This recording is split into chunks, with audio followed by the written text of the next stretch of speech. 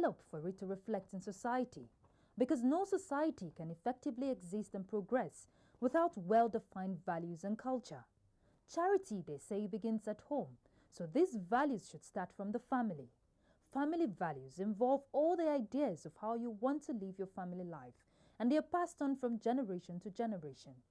They can help define behavior in various situations, help youths make good choices, as they are the foundation of how children grow and solidify the bond that your family has. However, experts have attributed the problems confronting the nation today to breakdown of values in the family. Therefore, the need to strengthen family values have become mandatory, because if the family as the fabric of the society is built up properly, the society will be cohesive and stronger. Nevertheless, how well have we fared as a nation in promoting family values? Our family values vary from culture to culture, and it's also embedded in nowadays our two major religions. So it depends which side of the divide you fall. Like my son is residing here with me in Abuja. I'm a Yoruba man. So I had to teach him when he wake up, I had to show him how to prostrate and say Ekarosa and stuff like that. When I was growing as a child, my parents taught me how to be disciplined, number one. They taught me how to be God-fearing, because when someone is God-fearing, anywhere you are, you can maintain that ability. Parents have to put a lot of efforts in making sure they give their children basic education and good moral upbringing. Actually, I want to impart a very good value to my children, knowing that if you do something good, you're gonna benefit people around you, society and all that.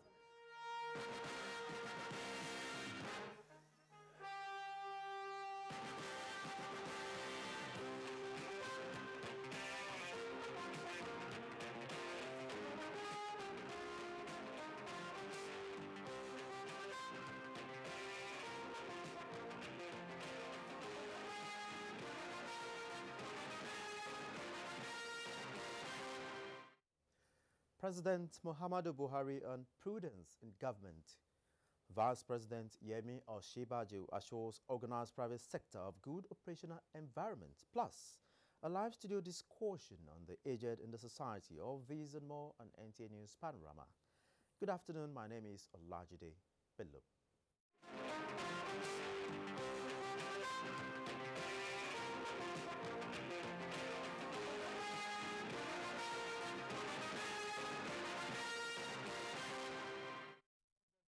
Buhari says the unshakable resolve by his administration to uphold the principles of transparency and accountability in response to the severe shortage of resources is serving the country in good stead. The president stated these while receiving the executive director of the United Nations Population Fund, Professor Babatunde Oshatemaye, who paid a courtesy visit on the president. State House correspondent Adamu Sambo reports. Recalling that crude oil, which sold for over $100 per barrel before he came to power and now crashed to less than $40, President Muhammadu Buhari was emphatic that it has been a very difficult time for Nigeria. He, however, said the administration's commitment to transparency and accountability is a deliberate attempt to make up for the severe shortage of resources, while thanking the UNFPA for its commitment to saving lives in Nigeria, especially women and children. The president asked the UN agency to bear with Nigeria in whichever way the country could not live up to its responsibilities for now. Population explosion and cultural practices in Nigeria, President Buhari said, provide a fertile ground for research to UNFPA and other similar organizations. On food sufficiency, the Nigerian leader said reports from the Northeast are now encouraging as people are returning to their farmlands with a guarantee of relative security. The executive director of the UNFPA, Professor Babatunde Oshatemaye, restated the commitment of the UN agency to promoting healthcare in Nigeria. He, however, made a case for more attention to the provision of health facilities towards enhancing accessibility as well as human resources to man them. Professor Oshatemaye, who is Nigeria's former Minister of Health, pledged that the United Nations will work with the country towards providing humanitarian assistance to the Northeast and the Lake Chad Basin. In the meantime, President Muhammadu Buhari has granted audience to the Nobel laureate, Professor Wole Soyinka. Details of their discussions held behind closed doors were not made public, and Professor Soyinka declined comments. From the State House, Adamu Sambu, NTA News. The federal government has stressed the need to increase Nigeria's contraceptive prevalence rate from 15.1% to 35% by 2018, as plans are underway to make family planning a national policy. At a two-day National Family Planning Consultative meeting in Abuja, the Minister of Health, Professor Isaac Adewale, described a family planning as cost-effective strategy for poverty reduction.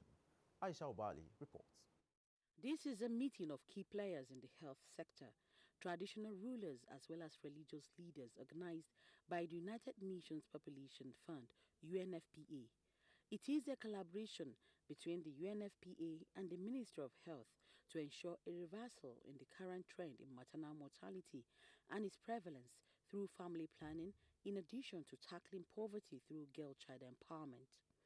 Timely access to high-quality emergency obstetric and newborn care, and, very importantly, access to family planning services and education. We must respect leadership. Government is the most important leadership. Let's work with government. Let's make sure that the resources we bring to the table speak to government, and let government determine where these resources should go. With 111 women dying every day from pregnancy complications, religious and traditional leaders agree that this trend is unacceptable, especially since most of these deaths can be prevented. Development partners such as USAID and DFID and others also promised the government of support in building an equitable, sustainable society.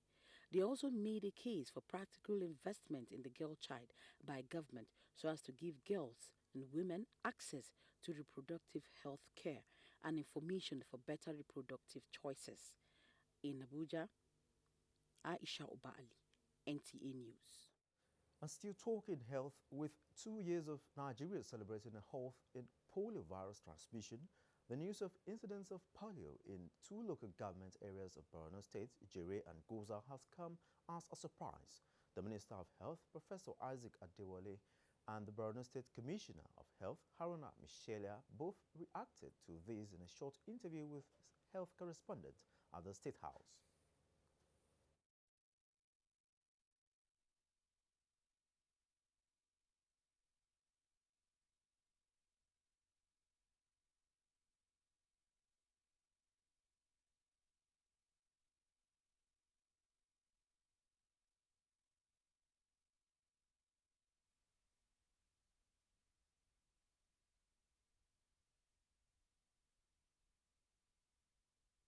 Organization will also involve the whole state very soon. But like I said, we're going to meet with the minister, with the WHO and all other partners so that we strategize again and make sure that all children that are being liberated from these areas are properly immunized. We have the development. It has set us back, but I can assure the nation that we will do everything possible to get on top of the situation. We are meeting again today. We had a meeting yesterday evening to look at the situation. We are drawing up an emergency plan, and in the next 48 hours we are dispersing a team there, and we are going to start immunization. We will do 3 rounds of special immunization campaign to make sure that we contain the situation. One is from Goza, which is actually close to the border, and the other one is Jere. We suspect that both of them are linked to the insurgent enclaves. We were expecting nutrition and a few other problems, but we have this. As a nation, we will rise up to the challenge. We are assured by our international partners, and we will mount a robust response. The unusual circumstance occasioned by insurgency in the area might have led health officials to anticipate some public health challenges, but the minister said the government did not envisage polio. An immunization exercise is to commence immediately in the affected areas. The commissioner said total coverage will soon begin as the state government and relevant partners are meeting to strategize on how to prevent the spread. Nigeria and the United Nations Educational, Scientific and Cultural Organization, UNESCO, have resolved to make concrete, concerted efforts towards enhancing youth education, culture of peace and safe school initiative. This is in response to the devastating consequences of terrorism and insurgency on the civil populace. State House correspondent Adamu Sambo reports on the meeting between President Muhammadu Buhari and the visiting Director General of UNESCO, Irina Bokova. In a joint communique signed by Education Minister Adamu and the Director General of UNESCO, Irina Bokova, Nigeria and the UN organ agreed to a multifaceted approach and concerted actions in response to the devastating consequences of the current situation in the Sahel region, especially terrorism on the civilian population. They therefore resolved to take further their strong and constructive cooperation on, among others, the implementation of the 2030 Sustainable Development Agenda, as well as the proposed launch of a new phase of the Nigeria-UNESCO Plan of Cooperation on the reconstruction of the education system in the Northeast. There is a vast agenda in front of us to work, and UNESCO is more than happy and privileged to deepen the cooperation between this great country and UNESCO.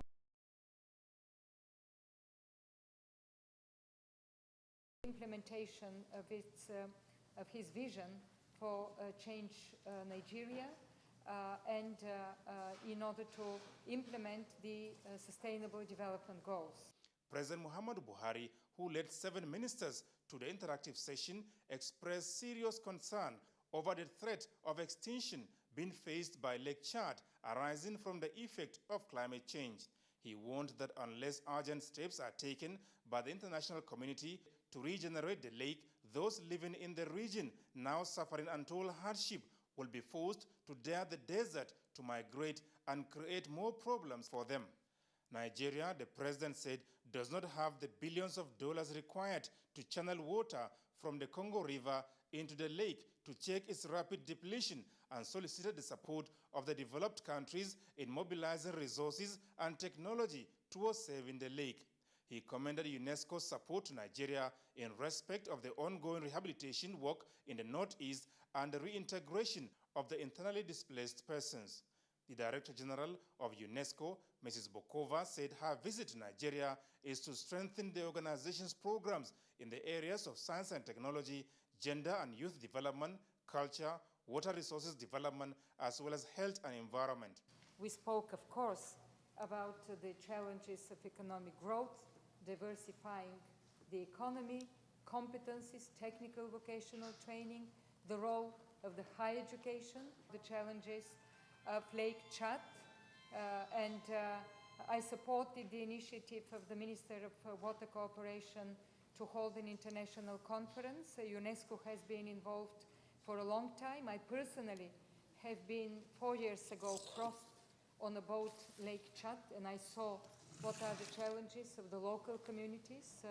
It's not only an ecological catastrophe, but it is also concerns the livelihoods of millions of people. Mrs. Bokova is on a week-long visit to West and Central Africa. From the State House, Adamu Sambo, NTA News. The Director General of the United Nations Educational, Scientific and Cultural Organization, UNESCO, Irina Bokova, has challenged Nigeria to embrace the organization's new humanitarian approach as a guide in her quest for human development, social inclusion and the fight against extremism. She said of this during a visit to the Ministry of Education. Franca Uzoma Olwa reports. As one of the credible UN organizations, UNESCO has the responsibility to educate people, preserve their culture, promote gender equality and climate change. Its Director General, Irina Bokova, says the organization currently lays more emphasis on quality education and inclusiveness in line with the Sustainable Development Goal 4. I know also that Nigeria and your government is putting a strong emphasis on the new technologies. Education Minister Adamu reiterates Nigeria's commitment to deepen her relationship with UNESCO. Peace in the world will not be established by the gun. It will only be established by discovery and respect of cultures.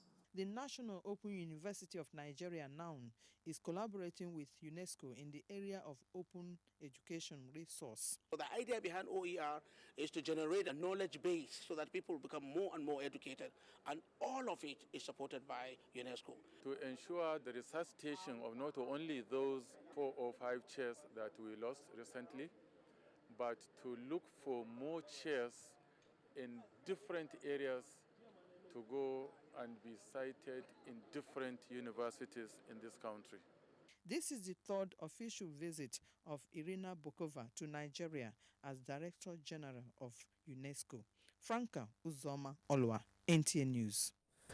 Away from education now, the Vice President Yemi Osinbajo has assured the Nigerian business community of government's determination to tackle various bottlenecks impeding the ease of doing business in the country.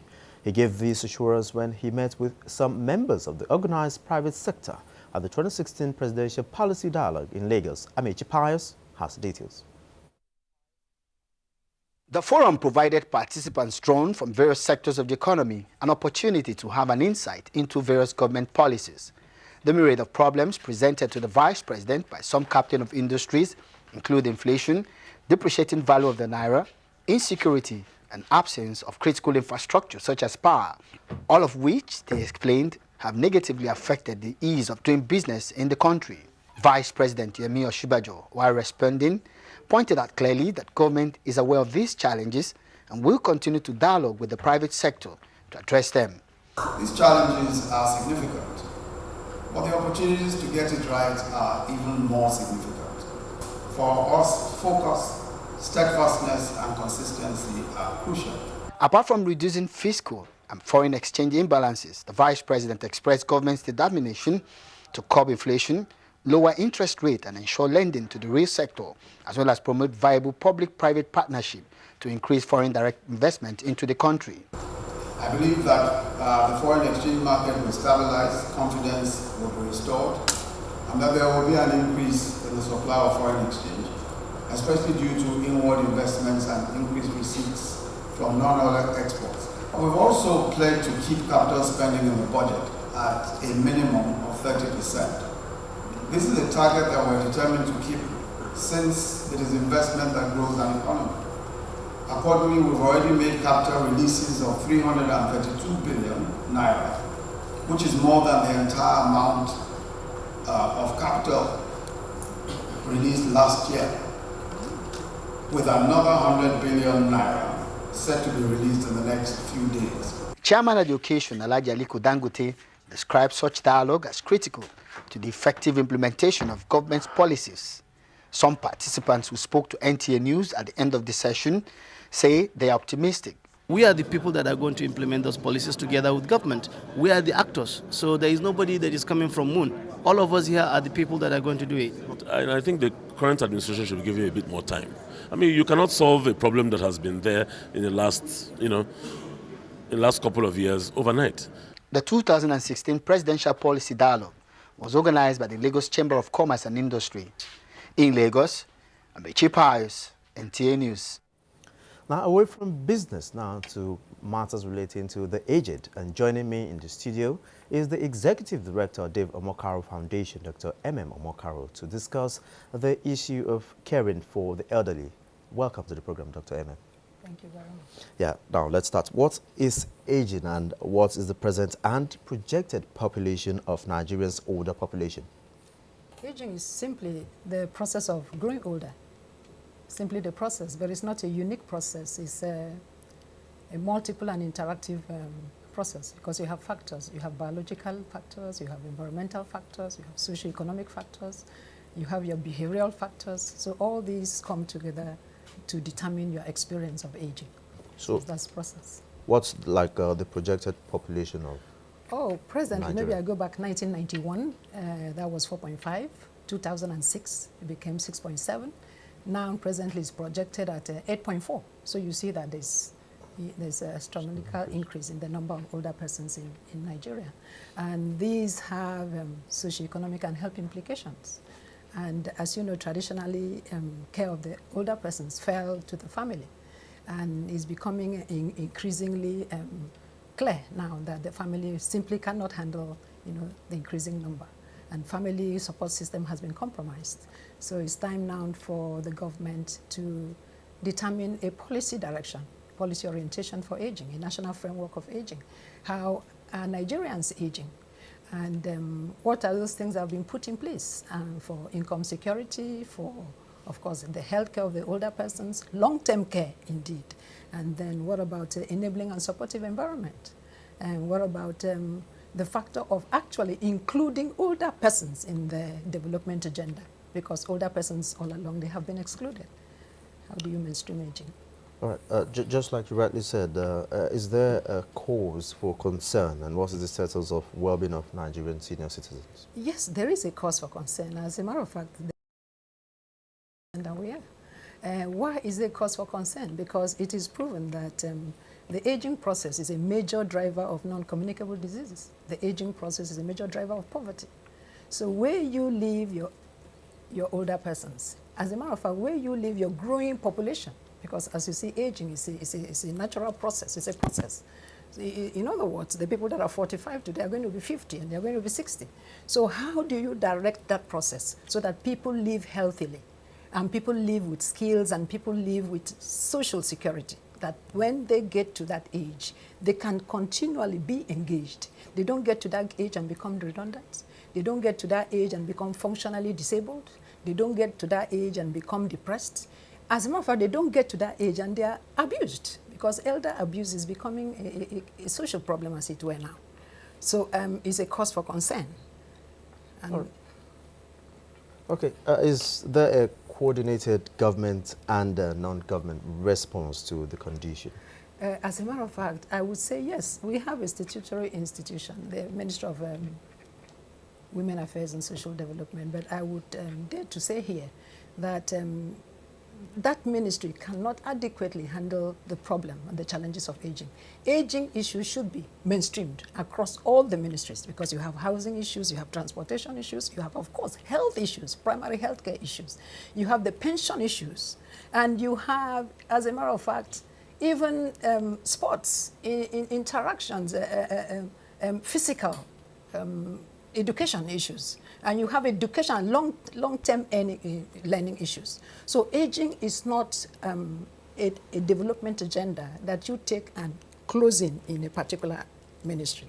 Aging issues should be mainstreamed, and I want to appeal here that there's sustainable development goals, whereas the Millennium Development Goals left the older persons behind, the aging should be mainstreamed, because it says leave no one behind. That is the tagline. All right, so away from the Sustainable Development Goals to mainstream the issue of aging, what should be the priority action by the government? First and foremost, there has to be an awareness. That's what we're trying to do, advocacy awareness. Let people become aware that these are development issues. Older persons are Nigerians. Older persons have a right to access health. They have a right to be covered by the health insurance scheme. They have a right, to access every benefit of development. And again, older persons have a right to have a voice. When you find policies, you go to a health policy, you go to housing policy, all those policies at the onset, when you look at it, you think that the goals are universal. I mean, it covers every Nigerian. But when you move down to the targets and you go to defining the indicators when you get to the field, you find that that population cohort, they have been left behind. So these are the issues. So I think, and I ask that as the NGOs, bottom up, they are coming and creating the awareness. One is to develop capacity, get the institutions developed, get the desk, every ministry to have a desk on aging. And then, of course, you build social policy. There has to be a policy on aging, and of course, legislation. And we are working on that. Thank you very much, Doctor, for those constructive contributions. And it has been the Executive Director, Dave Omokaru Foundation, Dr. M.M. Omokaru, discussing on the issues of the elderly in the country. Thank you very much. Thank you very for joining much. us. Thank you. Moving on now. The Information and Culture Minister, Lai Mohammed, has called on tourism practitioners in the country to embrace the current efforts towards raising Nigeria's image abroad. The minister made the call while interacting with executive members of the association in Abuja. Anthony Forson reports. The minister who briefed members of the association about federal government's determination to grow the sector equally intimated them of the United Nations World Tourism Organization's pledge to support Nigeria. They have agreed to help us review our master plan on tourism. And they promised us that if we give them enough notice of the first meeting of the PCT, they are going to arrange a world international conference on tourism in Maiduguri. And the theme will be tourism as a tool for peace and reconciliation. He said the negative perception about tourism must change, hence the need for the practitioners to engage in those things that promotes the image of the country. And here again, I want to appeal to the media too. You do not need to spread news about Nigeria that is going to hurt tourism. National President of the Association, Kabir Malang, commended the minister for the giant strides taken so far in making tourism vibrant. He pledged the association's desire to work in partnership with the ministry. In Abuja, Anthony Forson, NTA News. Away from tourism now to some political matters, the People's Democratic Party has assured aspirants to the various elective offices of a level playing field at the party's national convention in Port Harcourt next week. The chairman of the party's board of trustees, Senator Wale Jibril, gave the assurance at a media briefing in Abuja. Abdullahi Garba Birnin Kudu has details. Given an update on the current reconciliation efforts by the Board of Trustees, Senator Wale Jibril said progress has been made. That things are going in the best possible way of settlement. And the party is going to be revived. The party is going to be one entity without any problem that we used to be before. Meanwhile, the party's temporary secretariat is a beehive of activities as aspirants continue to pick nomination forms for the 21 elective positions. Notable among them are Chief Raymond Depesi, Olabode George, Jimmy Abaje for national chairman. I have paid my dues in this party. Since 1998, I had been, never left the party for anywhere. My mission is to serve the party, is to return the party to the vision of the founding fathers. Also in the race is Mr. George Turner for the office of Deputy National Chairman 1. We will preach the gospel of putting every personal interest behind us and pursue a common goal. The convention is slated for Wednesday next week. In Abuja, Abdullahi Garba Birnin Kudu, NTA News. And in the world of sports, Super Eagles climbed to 67th in latest FIFA World Ranking as the Tigers battle Spain tonight in Rio 2016 basketball event. Kene Mabudike brings us details of these and sport update. Super Eagles have